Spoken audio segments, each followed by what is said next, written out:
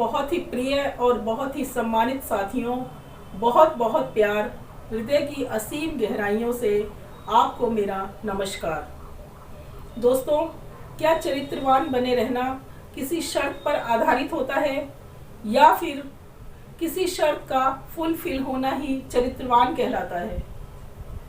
आजकल मैं राहु और शुक्र की युति, जो कि एक बहुत ही बदनाम युक्ति कहलाती है, उसके ऊपर मैंने एक श्रृंखला तैयार की है, जिसका दूसरा एपिसोड यानी दूसरा भाग मैं आपके सामने प्रस्तुत करने जा रही हूँ।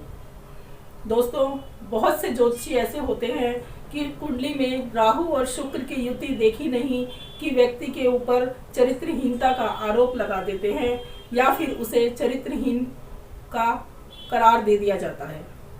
बिना ये जाने कि कुंडली में और भी बहुत सी शर्तें होती हैं जिनका लागू होना, जिनका फुलफिल होना बहुत ज़रूरी होता है। कुंडली में अगर राहु और शुक्र की युति है तो इतना ही ज़रूरी नहीं है, उसके साथ जब तक शनि की इन्वॉल्वमेंट नहीं होगी तब तक ये शर्त पूरी नहीं होगी। और अगर ऐसा होता है तो ऐसा व्यक्ति विवाह के बाद भी एक्स्ट्रा मैरिटल अफेयर की तरफ आकर्षित होता है। ऐसा व्यक्ति एक्स्ट्रा मैरिटल अफेयर में जरूर पड़ जाता है। दोस्तों, आज हम कुंडली के धन भाव पर बात करेंगे, यानी सेकंड भाव में अगर राहु और शुक्र की युति हो तो उससे क्या होता है। ये है हमारी कुंडली का दूसरा भाव, जहां पर राहु और शुक्र अगर हैं तो इतना ही काफ़ी नहीं है, इसके साथ शनि भी होना चाहिए, या शनि यहाँ होना चाहिए या यहाँ पर हो या फिर यहाँ पर हो या फिर यहाँ पर हो। यानी शनि दूसरे भाव में राहु और शुक्र की अगर युति है तो या तो शनि दूसरे भाव में हो या पंचम भाव में, भाव से उसे अपनी 10वीं दृष्टि से देखे, 8वें भाव से उसे अपनी 7वीं दृष्टि से देखे और 12वें भाव से उसे अपनी तीसरी दृष्टि से देखे। अगर ऐसा होता है तो ऐसा व्यक्ति विवाह के बाद अपना पूर्व प्रेमी, उसका जो पूर्व प्रेमी होता है या पूर्व प्रेमिका होती है, उसके जीवन में वापसी हो सकती है और इससे उसका जो वैवाहिक जीवन है वो बहुत ही प्रभावित हो सकता है। क्योंकि दोस्तों, राहु जो है वो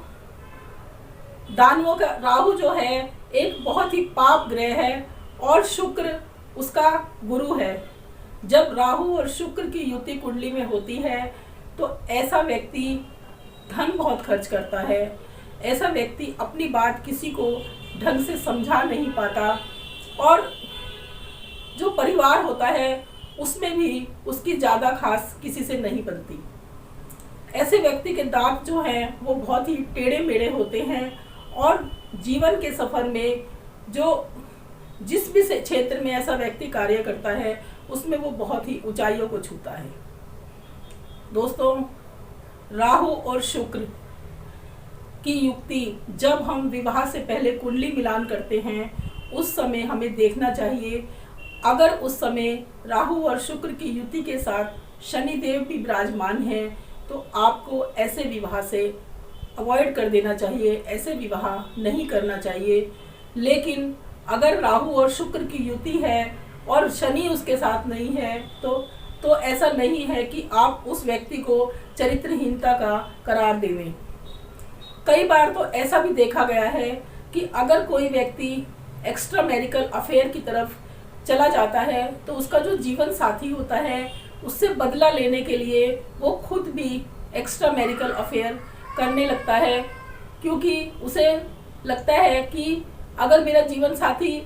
एक्स्ट्रा मैरिटल अफेयर की तरफ चला गया है तो मुझे भी इस ऐसा काम करने का लाइसेंस मिल गया है। दोस्तों,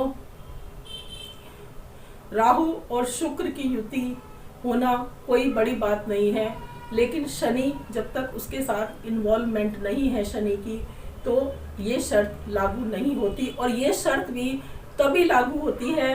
जब राहु और शुक्र की दशा अंतरदशा आती है।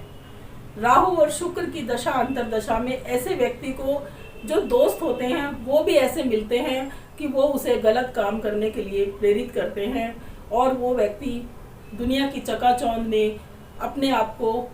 अच्छा साबित करने के लिए, अपने आप को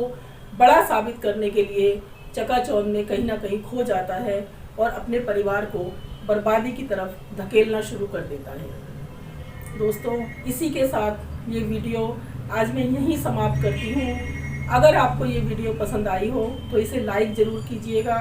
और अगर अभी तक आपने मेरा चैनल सब्सक्राइब नहीं किया है तो उसे सब्सक्राइब कीजिए और शेयर कीजिए। धन्यवाद।